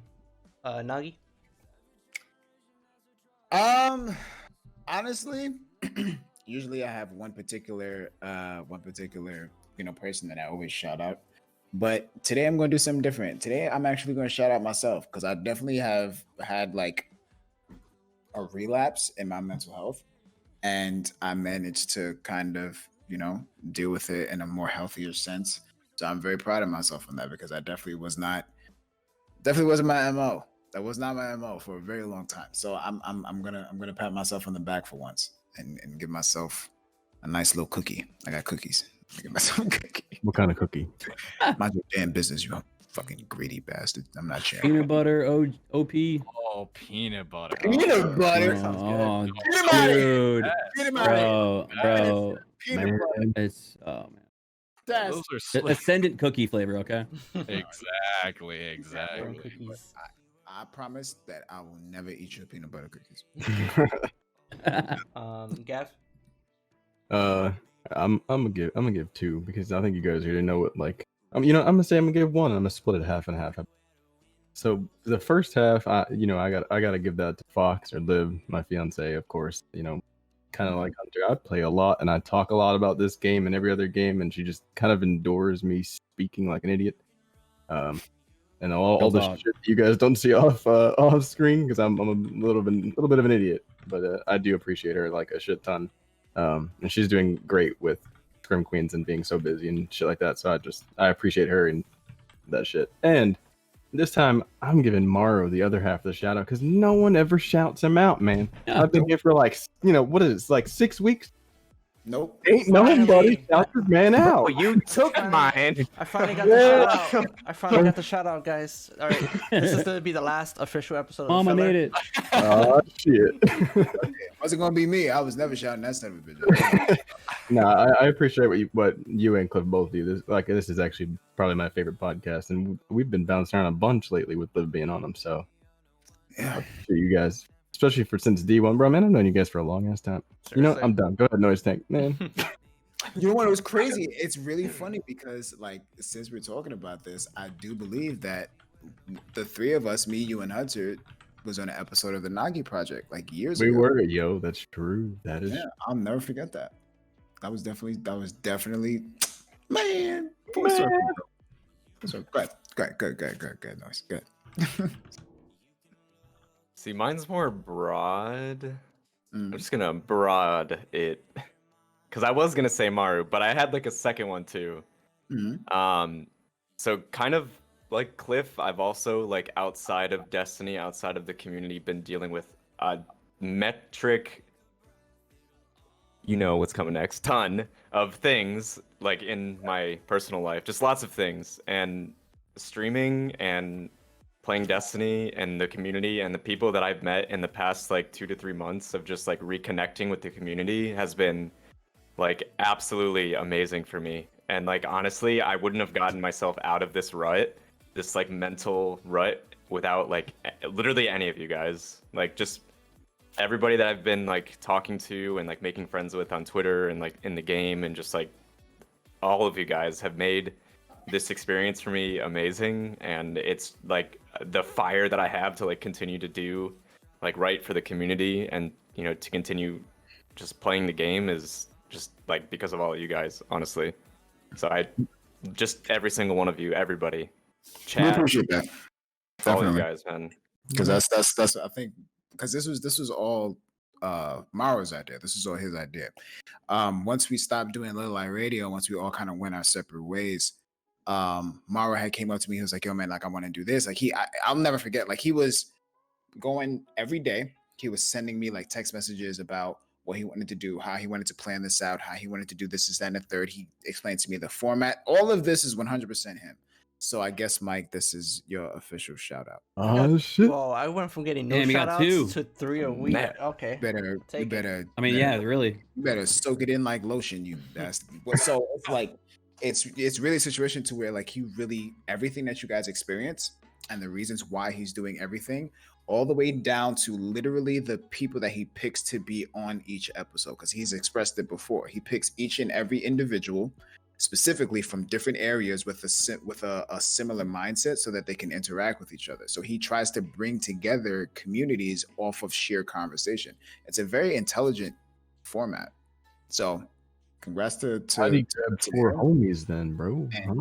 Because we're all, even though we're 4 homies, like we all play with each other at some point. Zing! Like we all Let's go flawless, bro. Let's go. Makowski, you said like 2 weeks ago we were gonna play. You and Nogi. We about to meme it up, bro. You can't. We gotta meme it though. That's my only ask. You just have to meme and have a good time. Maybe throw yourself off the map. Bro, a couple times. As long as you let me run. Everyone should try throwing themselves off the map at least once. It's good. It's good. It might ruin your KD, but you're gonna have more fun. I think that's more important. As long as you let me run triple bow, then I'm good.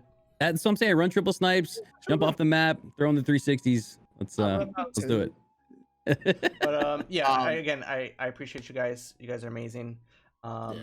Everybody who's not following these guys, you're making like the worst mistake of your life if you aren't. We appreciate you, Noise. I appreciate you.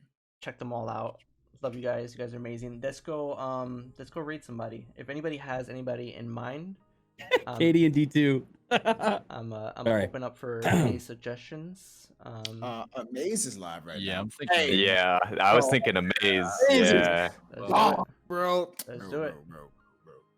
Drop it on Amaze, bro. Drop it on Amaze. That man. I love that man. That man different. That man bring the energy every day. Every day. I want 1/4 of his energy, bro. How does he do it? Bro, I wake up in the morning, I hit Twitter, and I'm like, where is it? Where is it? I know it's there. I'm like, where is it? He's a walking sensu bean, bro. Like, like actually, that's like the perfect, like, actually. He is, bro. Hilarious. Go show him the love.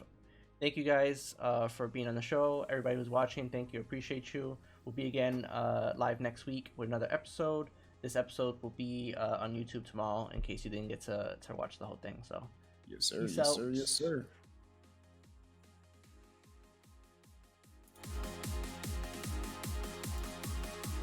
Did you do it, Mike? But you know you be having. Yes, sir. You be having hardships. You made it. I made it. Yeah, I saw a red smile there, bro.